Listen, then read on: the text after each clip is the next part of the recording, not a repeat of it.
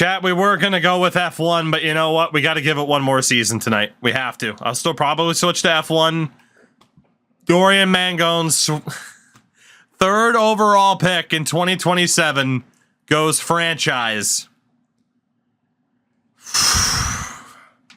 What was looking like a challenge where it's like, how the hell is this ever going to work? All of a sudden, this could be a special run.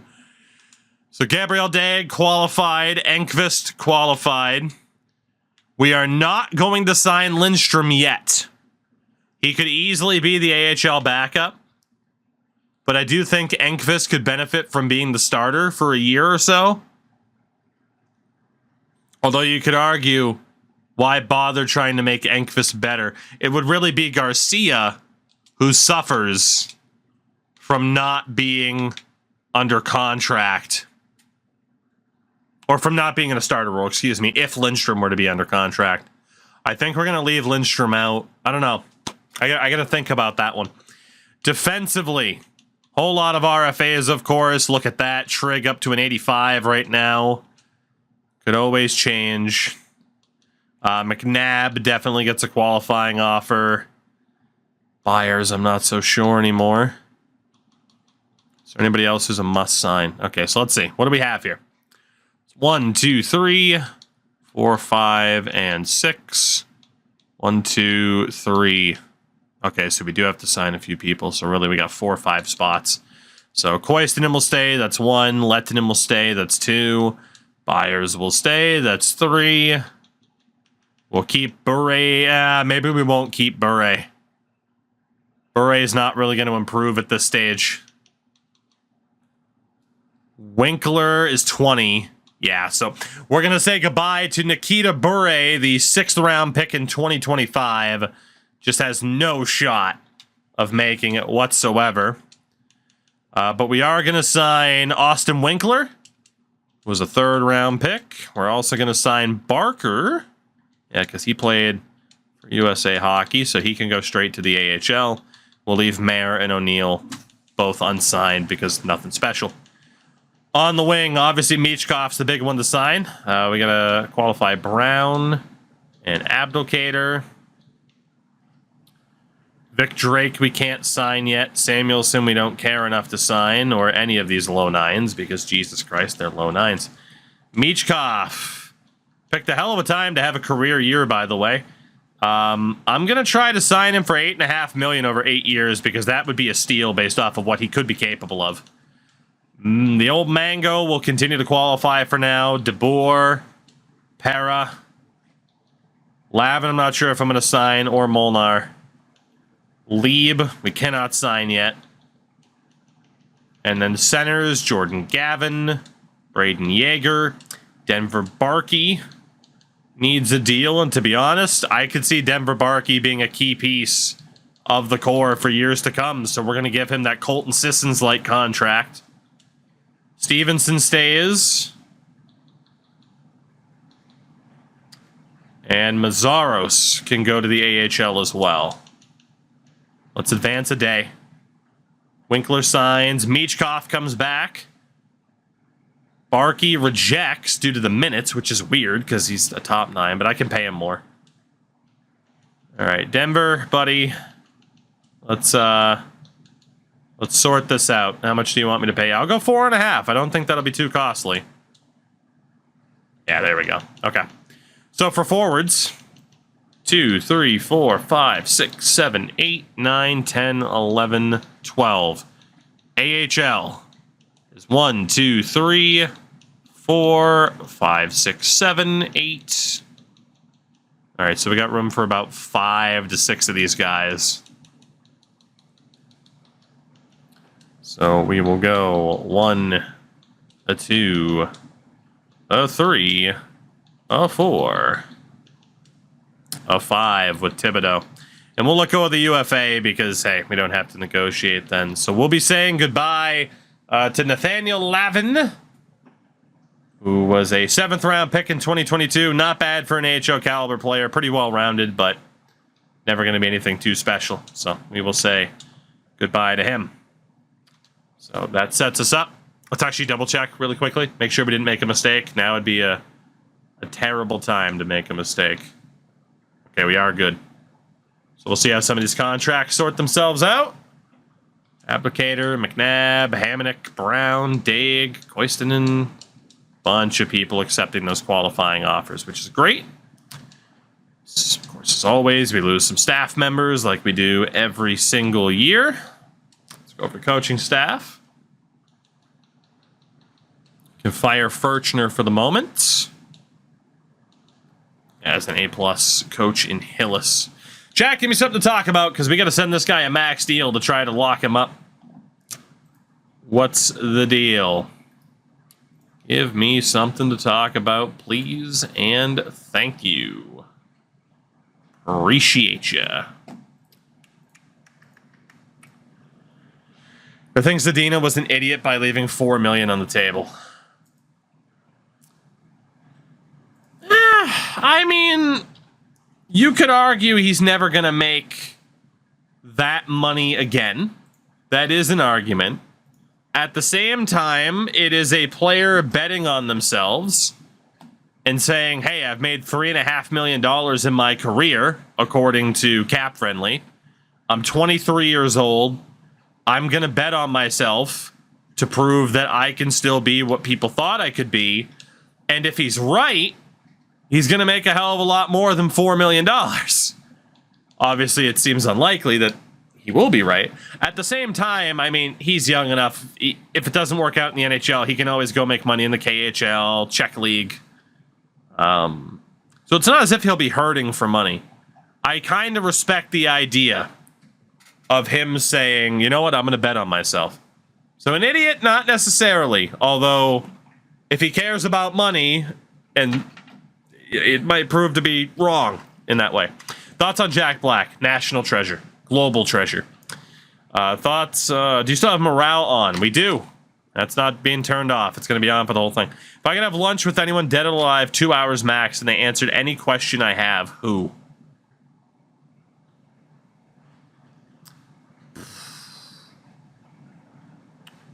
Answer any question I have. I'm trying to not be. The obvious answer is like, okay, who could you ask to like get answers for this great unknown question type of thing? But if it's like, well, no, do it for like personal interest. Vince McMahon. Vince McMahon. You ask him all the fucking questions you know he'll never answer in his life. It'd be interesting to know. At the same time, you feel like you probably would know some of the answers. Oh, do you feel guilty for being a big part of the reason why Owen Hart's dead? Probably not. He continued to show that day. You know? So that's a tough question then. Because, yeah, even someone like him, he'd just be like, hey, you kind of already know the answers, don't you? So Zadina just didn't click with Detroit. He could work out well elsewhere. I mean, again, I see a lot of people saying, hey, is Zadina to Boston? And I'd be cool with that. I'd be cool with that. The handlers to the royal family. You know, yeah, old Charles, like, hey, the royal family, did they in fact wish Diana dead? You know, obviously a lot of bodies buried. Slyler, he still is essentially. So, all right, I think we're good. It's just the staff that we've taken care of. Lionel Hillis does sign, so that's an A-plus coach. Morgan Harris also on. Sweet, so we got some good coaches in here still. Yeah, I don't know, Crash. That's a hell of a question.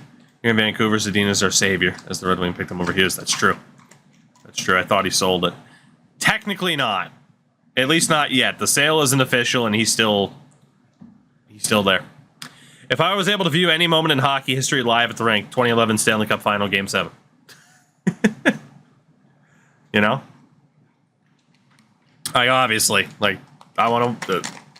you know, I still remember vividly where I was. I was in my parents' living room. My dad and I hugged for like 5 minutes straight. And then we watched Zdeno Chara raise the Stanley Cup. You know? But Only thing that could have made it better was seeing it in person. Yeah, nope. Okay. Fuck. Maybe we should have sent Dorian a contract offer.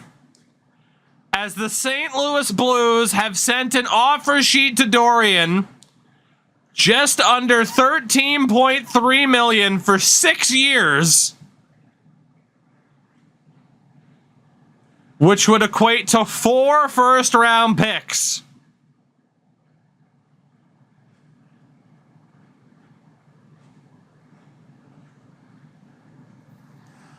Do we consider this? But what? Here comes a pizza. See it? Eichel, thank you for the 30 months, my man. I appreciate it. Highly unnecessary. Remind me in 6 days. And of course, he's been asked to leave the ball game for ruining a good pizza. So again, we did not send Dorian a contract offer. We just let the, we let it go, essentially. Yeah, I mean, a 6-year deal, he would want about $13 million. And again, we have all the cap space in the world still. It's not as if that cap space is a problem. We can afford to pay him that. I don't believe I'm allowed to send him a contract offer right now and undercut them. I am going to try to just send him a 1-year deal to see what happens. Now that is the question. Are we a better team with old Mango here? Yes, we are. Clearly. But that would be 4 years worth of 2 first-round picks per year.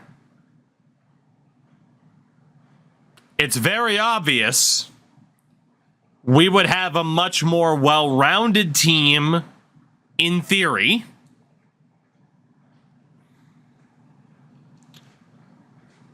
But we can't necessarily guarantee that the players that we are allowed to draft would be available to us.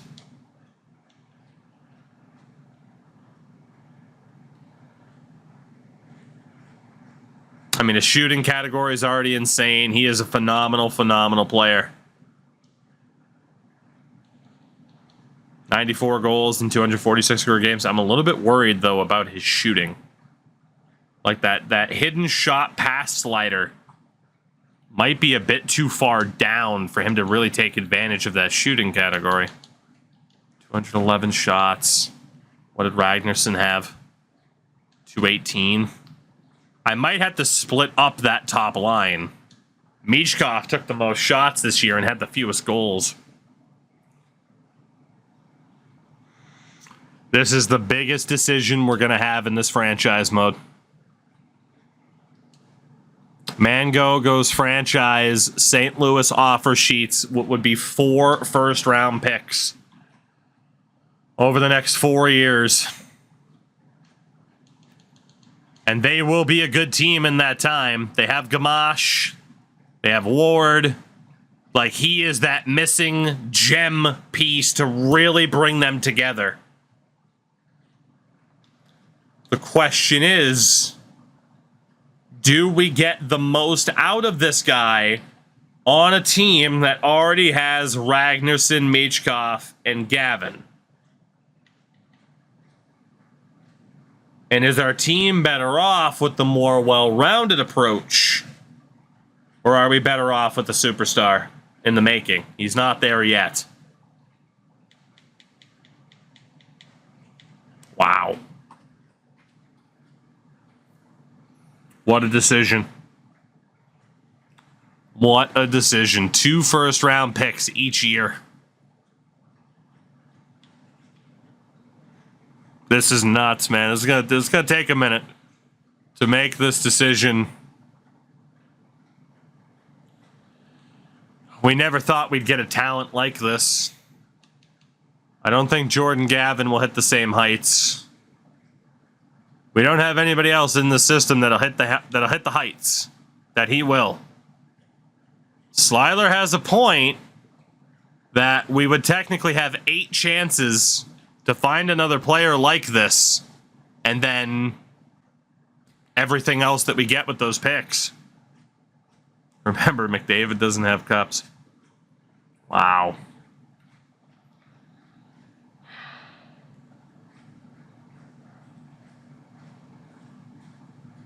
If Edmonton traded Draisaitl for 4 firsts right before he signed his big contract, I'd be upset. That's a fair way to put it, Rich.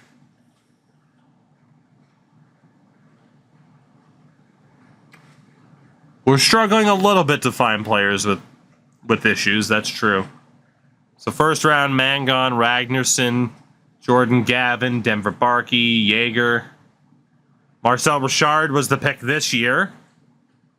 Or last year, excuse me. I mean, he was a 65 medium 6.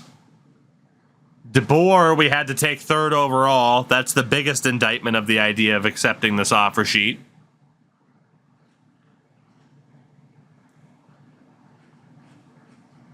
I think that was all of our first rounders. Well, in fairness, that's actually just forwards. And then defensively, we did get Trigg in the first round. And then we just got Pedro Barker in the first round. There is a chance that those 4 first-round picks would just be players like Barker. And that's a bit scary. You should put up a poll instead of answering. We should all take our opinions and shove it up our asses.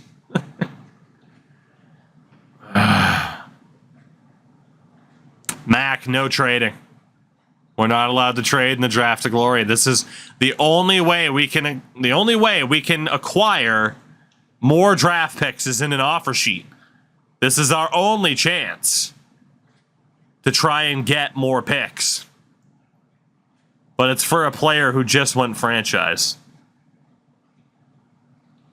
I just worry that he won't reach his full potential on this team.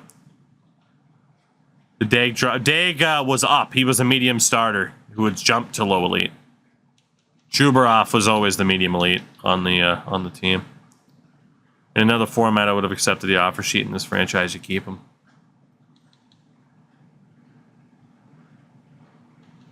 Do we have a pure playmaker? Like Ragnarsson's a shooter. Michkov's a shooter. It would have to be Jordan Gavin with Mangon moving forward. Michkov and Ragnarsson are probably going to have to be demoted to the second line. Braden Jaeger has some decent playmaking. Jordan Gavin. Actually, Jaeger doesn't. I think if we put Jaden Stevenson and Jordan Gavin with Mangon, he will develop fully. Meaning we probably go Jaeger, Michkov, Ragnarsson on the second line, and then have Denver Barkey hold down the third line.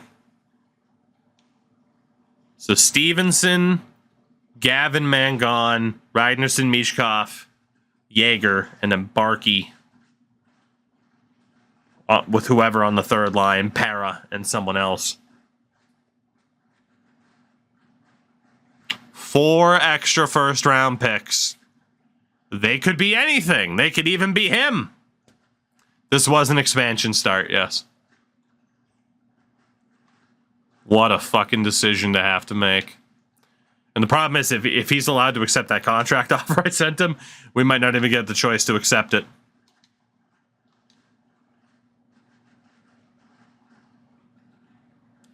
Where did they finish this past season?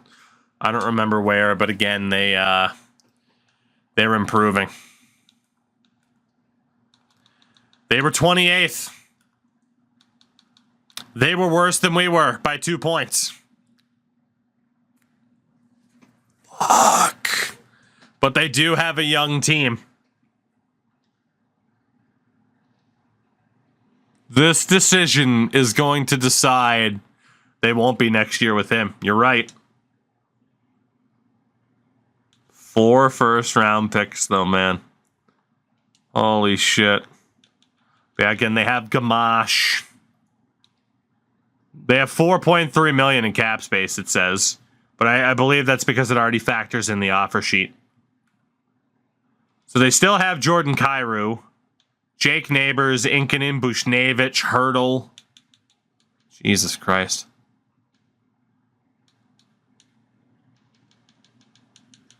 I mean, dude, you put him next to Jordan Kyrou. Dude, the Blues could win the cup. If I put him... Now, granted, they're both right wings. Inkinen has 90 passing. Gamache is a power forward. Best case scenario, 2 top 10 picks. Realistically, your first available choice will be in the 20s at the last couple drafts or anything to go off of. Fuck.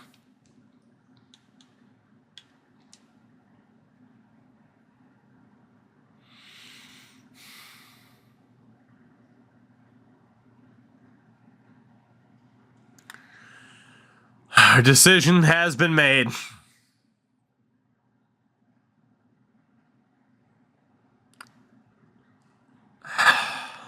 Or has it? Could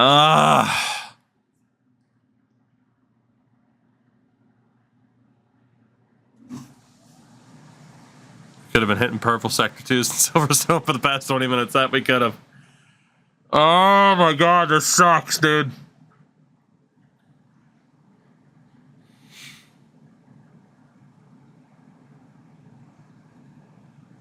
Quality over quantity or quantity over quality.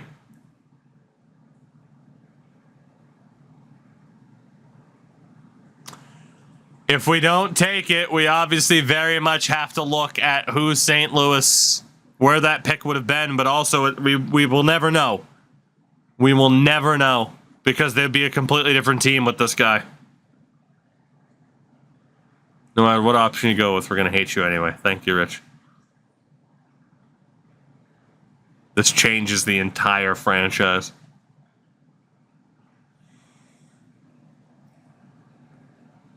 I hate having to make such major decisions like this.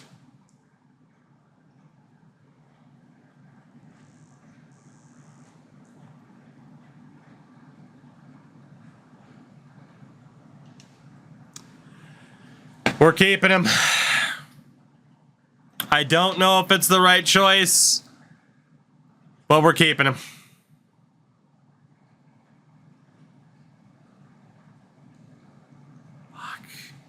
I don't know if that's the right choice, man. I really don't. I agree. It would have been very exciting to see what would have happened otherwise. The problem is, I think the Blues are too good. That's what sold it for me. I just think St. Louis has too strong of a roster. If you add him to that team, genuinely, I think they would win the cup. They have the type of goaltending. Their defense isn't that bad at all. Younger guys like Backer and Ward got better. And then Kairou's still there. I genuinely think they could have won the cup if I sent him there. Apparently they have $17 million in cap space, so he would have fit. He might have just pushed them right over the edge. Their picks are about as valuable as ours happen to be. So we'll obviously have to pay attention to the first round in the next couple of years and see if, in fact, there were players available. But like I said, we'll never have a fair comparison because we'll never know for sure how good the Blues would be with him on their team. And $13 million in salary right now is nothing for us. I mean, again, that's fine. The cap's going to keep going up. We're still in a position where we're still signing cap whales. Just what a fucking bizarre set of circumstances, though. And again, no matter what, it's a little bit interesting. Either we keep a franchise caliber player, or we end up with 8 first-round picks in the next 4 years. I hope we made the right choice. I do hope that we made the right choice, but I don't know if I did. Man, that was not a fun situation. Congrats to Anton Forsberg. We're going to bring you back as a cap whale. And we're going to bring back... Oh, we're going to bring in Jacob Trouba, actually. Jacob Trumba drops the boom. Jacob Trumba. There we go. What have we learned? I don't know, man. It's just in. No one can vouch for his whereabouts on January 6th. Jesus. Did you listen to your heart? I don't know, man. I don't know what I did. Let's take a look at what this team will be heading into next season. It will be Dag and Chubarov as our goalies, as Enqvist has been demoted to the AHL. Although you could make the argument for Chubarov getting one more season as the starter, which honestly I do think would be more beneficial. So we'll give Chubarov one more season in the AHL. Triggs looking great. Etienne Morin obviously is going to get a call up here. Hamonic dropped down to an 80 because, again, morale's on. McNabb's looking good. Koistinen and Lettinen both low 4s. Tiervenen's a medium 6. Byers a medium 6. Winkler's a low 4. Strombo. Verdino only went up by 2 last year. I think at this rate, we're just going to go for the best available players in these spots. So these will be our 6 defensemen this year with Jacob Trouba getting the call up as a healthy scratch. Yeah, this will be the year we go with our highest rated players, with the exception of the goaltending, but defense, it's a crapshoot as it is. So then forward-wise, got to call up DeBoer, probably call up Richard. Let's see. It's 10, 11, 12, 13 with Richard. So actually Richard could go back to junior. Got to be sure about this strategy, but I think we are. Let's go with the highest rateds. Send Richard back to junior. So what is the team going to look like this season in terms of lines? We kept Dorian. Again, he has to be on a line with Gavin and Stevenson, who are arguably the 2 best playmakers on the team, to try and emphasize his ability to score. And that will leave us with a superstar caliber second line of Michkov, Yeager, Ragnarsson. So the depth there is fucking awesome. And then Barkey will be with Para. And probably Cole Brown. We'll go Matsumoto, Abdelkader, DeBoer. And then, yeah, Para, Barkey, Brown. Get Denver Barkey some guys to play with there. So, defense, Trigg and Morin. Hamonic, and we'll go with McNabb. Because we know McNabb isn't that bad. And then Koistinen and Lettinen. And Dag is an 81. It's a pretty solid team, but yeah, this season, Dorian Mangone needs to hit 40 goals minimum. Otherwise, I'm concerned. Like, he needs to hit 40 goals minimum. He's on the power play. This has to be a huge season for him to prove that we didn't make a mistake. And I am going to be concerned all season long that we did make a mistake, as we're going to leave Verdino in on defense. We will just go with the highest rated guys on defense. Okay, Pillman's not ours. Shawarma is. I still don't know if I made the right choice, man. All right, all these guys were drafted by the good dudes. Lucas Romeo, not a bad player, but do I have younger guys who fit the team better right now? I do not. Let's optimize this by potential. And we're going to have the AHL 6s. Do we have more low bottom 6s? I thought we had a low bottom 6. We got the medium bottom 6s.